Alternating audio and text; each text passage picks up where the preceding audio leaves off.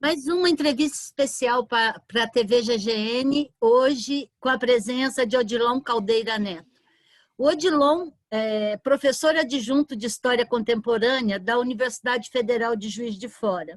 Ele é doutor pela Universidade Federal do Rio Grande do Sul e ele tem vários trabalhos que nos interessam para essa conversa, que é a questão do fascismo e o neofascismo.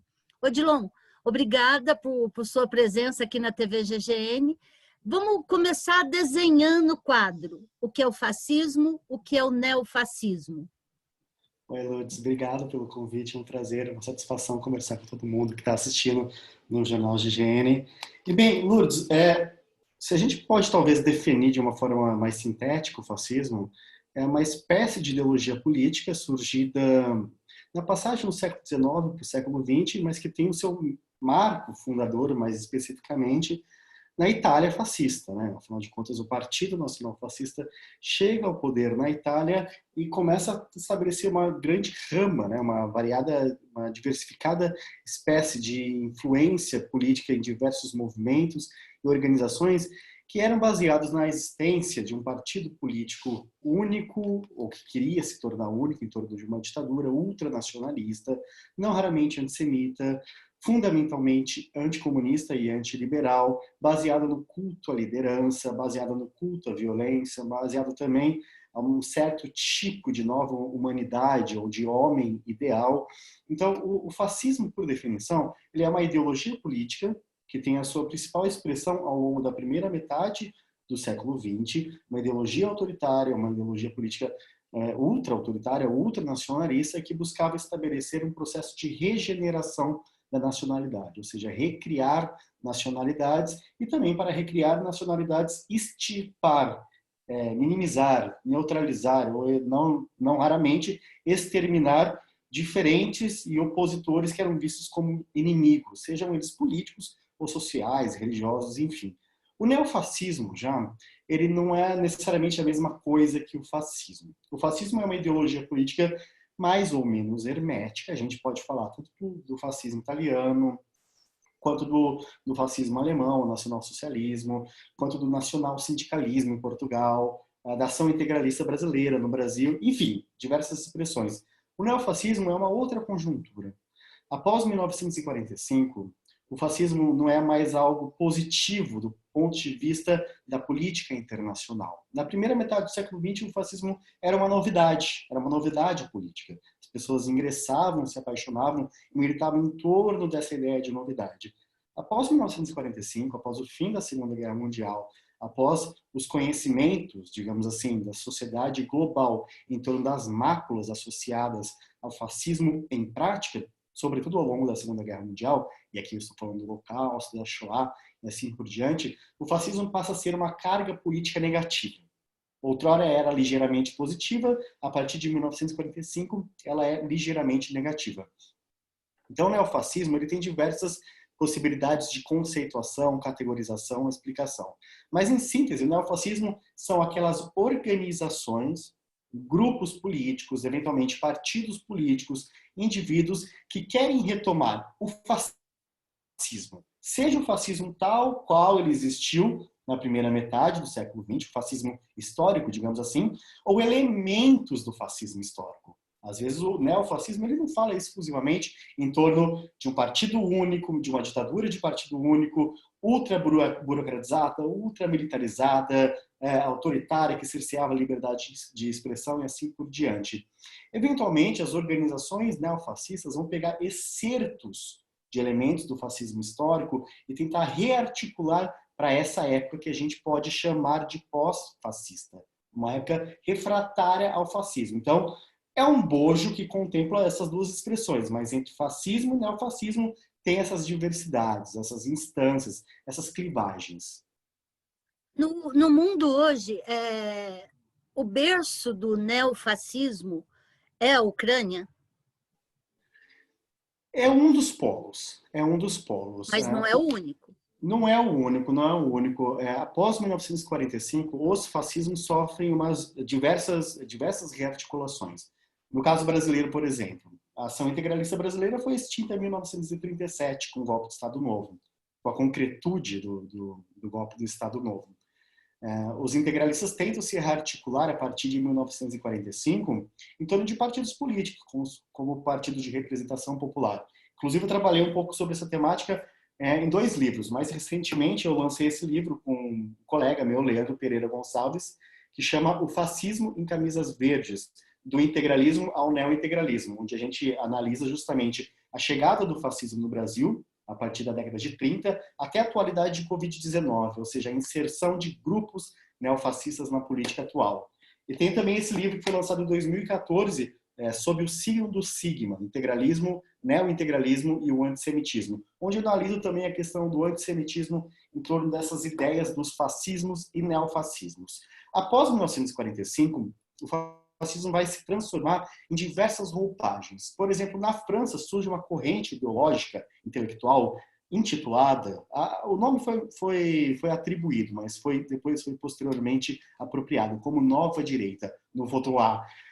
É uma das instâncias desse neofascismo. Se a gente for pensar em alguns setores do ponto de vista da política internacional russa, existe uma grande influência de um ideólogo que é costumeiramente adequado à categoria do neofascismo, que é Alexander Dugin. Se a gente for pensar, por exemplo, o caso dos Estados Unidos, dos grupos chamados alt-right, ou dos grupos auto-intitulados, auto-enunciados identitários, em parcelas significativas das nações do centro europeu, a gente tem diversas expressões. Nos últimos anos, se intensificou muito por conta dos conflitos em torno da região da Crimeia, dos conflitos em torno dos interesses da OTAN e também da Rússia, a região ucraniana, a Ucrânia, como um polo não apenas de efervescência de ideias, de roupagens, de questões neofascistas, mas também de convergência. Diversos grupelhos neofascistas olhavam para a Ucrânia e viam ali, naquele ambiente de conflitos, de batalha, de disputas geopolíticas, também um ambiente para disseminação de ideias neonazistas.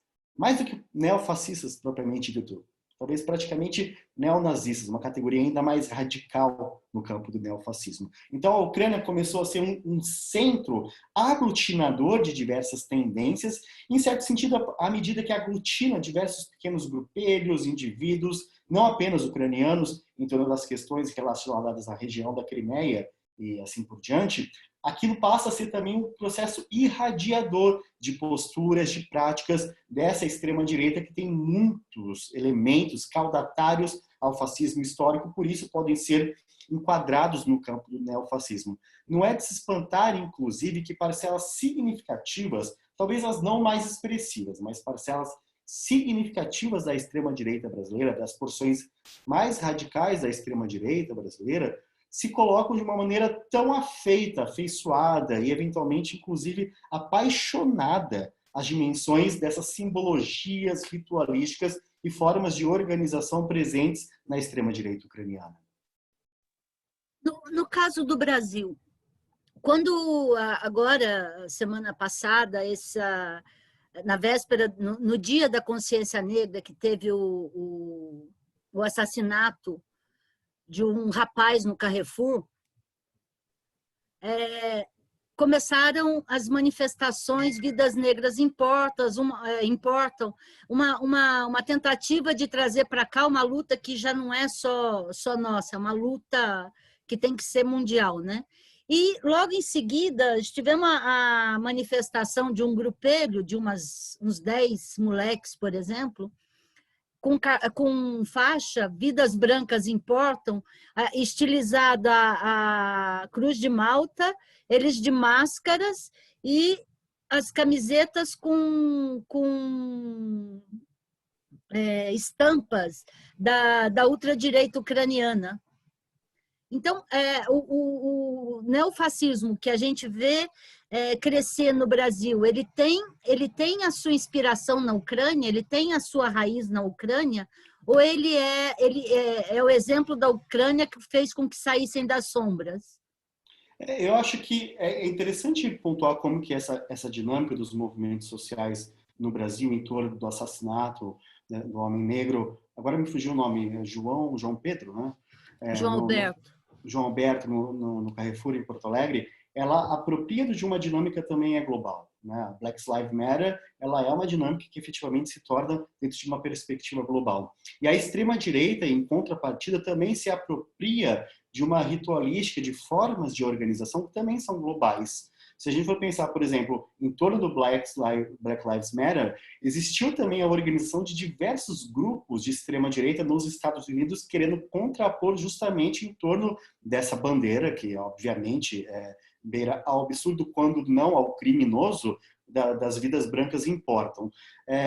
Nessa perspectiva, a gente enquadra essa dimensão desse pequeno grupelho efetivamente neonazista, que é uma célula do Misanthropic Division, que essa sim é uma organização ucraniana. Mas veja, é uma célula de uma organização ucraniana, mas que traz um referencial de forma de organização, de articulação, vindo de eventos recentes dos Estados Unidos. Então, essa relação global, assim como a gente fala efetivamente das relações das comunidades digitais, das galáxias digitais, enfim, então essa dinâmica do local, regional e global, elas são umbilicamente ligadas, tanto do ponto de vista dos movimentos sociais, do campo progressista, como também de organizações, elementos, pensamentos, práticas reacionárias, quando não da extrema-direita, do próprio neonazismo ou do neofascismo de uma maneira mais ampla. Então, essas organizações no Brasil, esses grupeiros, como você citou, eles têm uma inspiração que, eventualmente, uma questão estética pode vir de um lugar,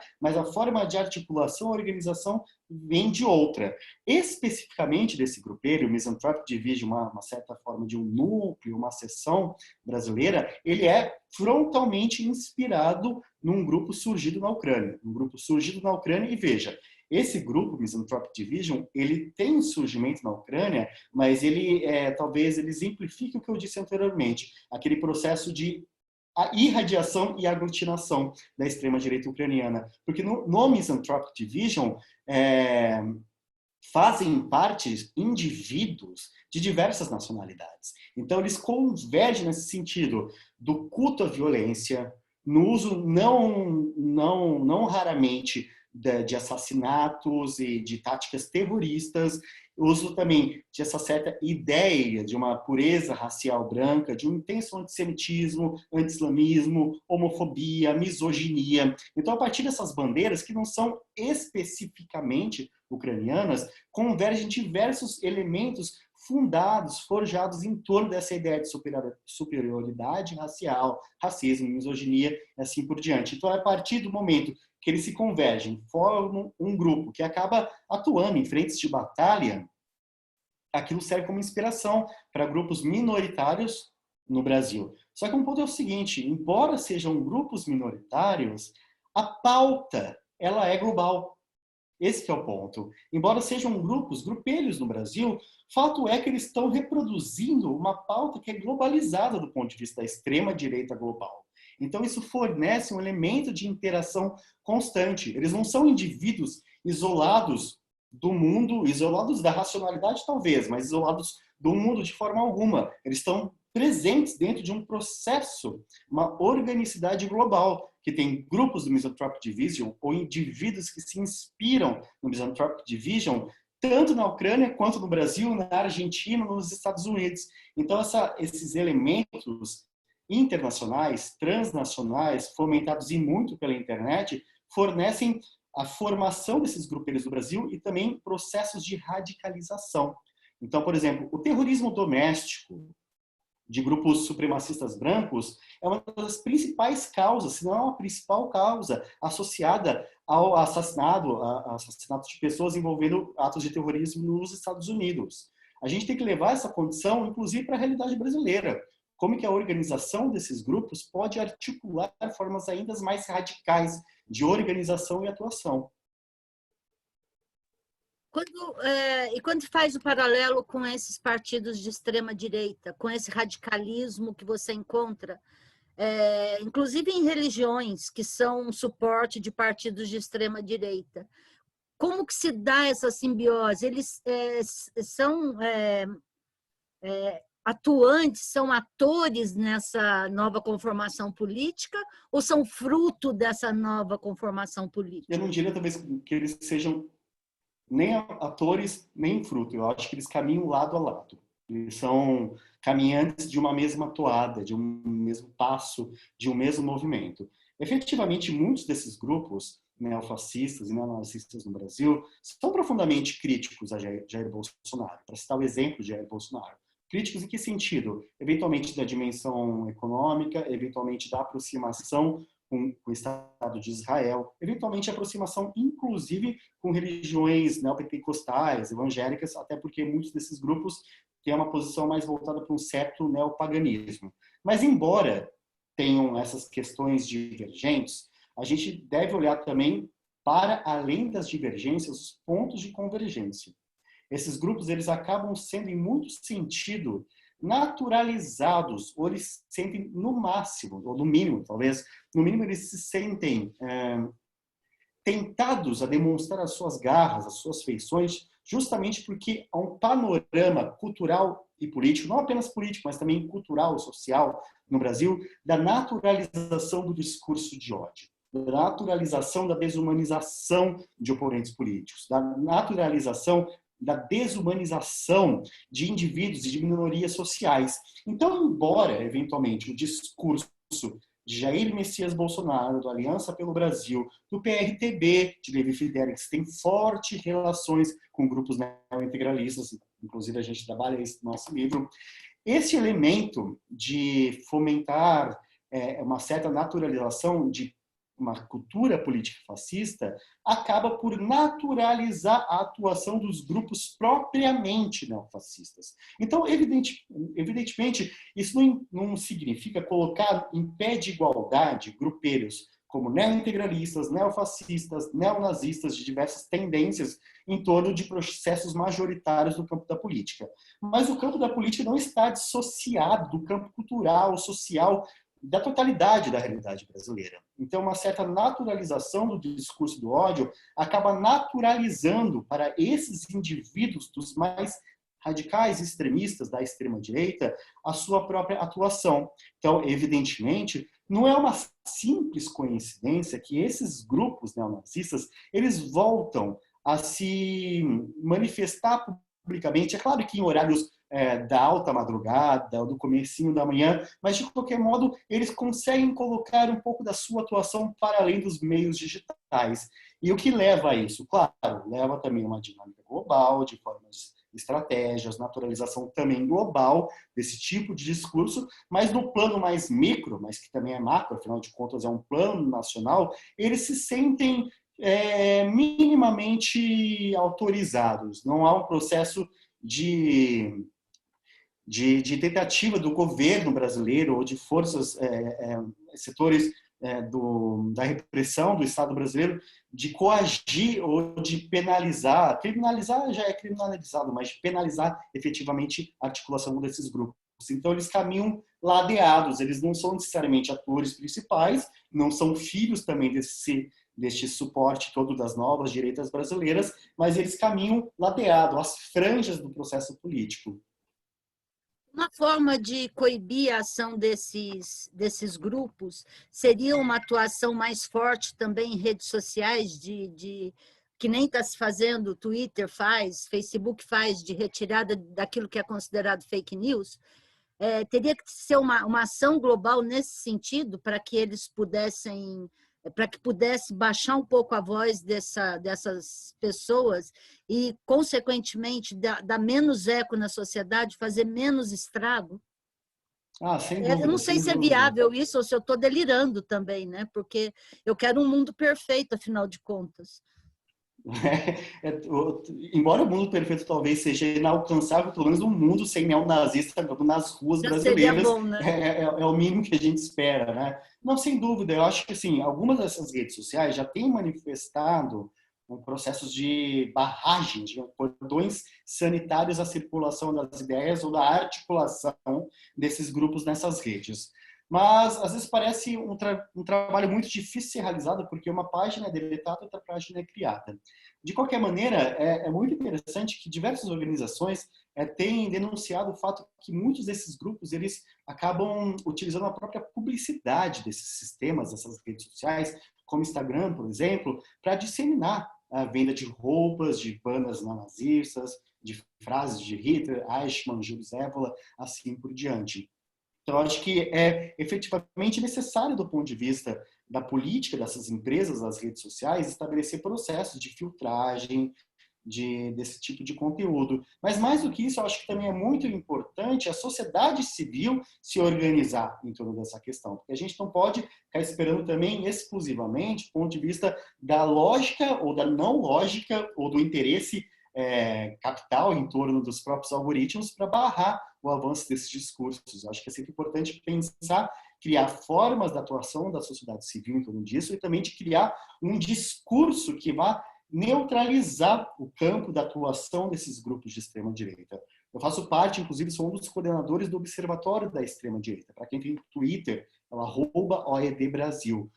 E a gente justamente tenta trazer esse processo da interface da academia, de pesquisadores com a sociedade civil, de conseguir entender quem são esses grupos, onde eles atuam, de que forma eles impactam o cenário político brasileiro e global, justamente para providenciar ou possibilitar interfaces para que a sociedade civil consiga se articular e barrar a articulação desses grupos, porque muitas vezes, para a própria lógica e os interesses comerciais das redes sociais, a articulação e disseminação de discurso de ódio é inclusive vantajoso, porque ela acaba condensando, articulando e fomentando o uso das próprias redes. Então, as pessoas acabam utilizando para combater, criticar ou disseminar. Então, é muito importante também pensar dentro de uma perspectiva da esfera pública, da sociedade civil se articulando e tentando estabelecer processos educacionais ou para além de processos educacionais para romper esses avanços e naturalizações desses discursos de ódio.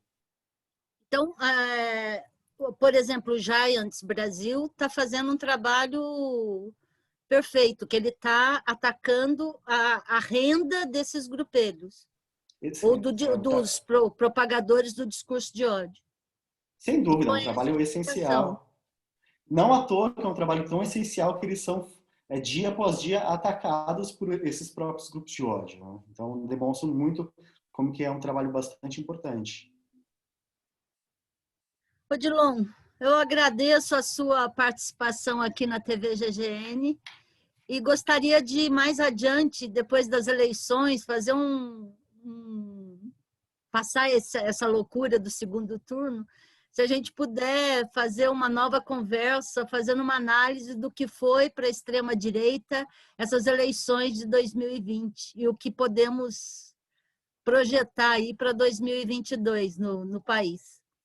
Perfeito, será uma satisfação. Muito obrigada e até uma próxima. Obrigado, Lutz. Até mais.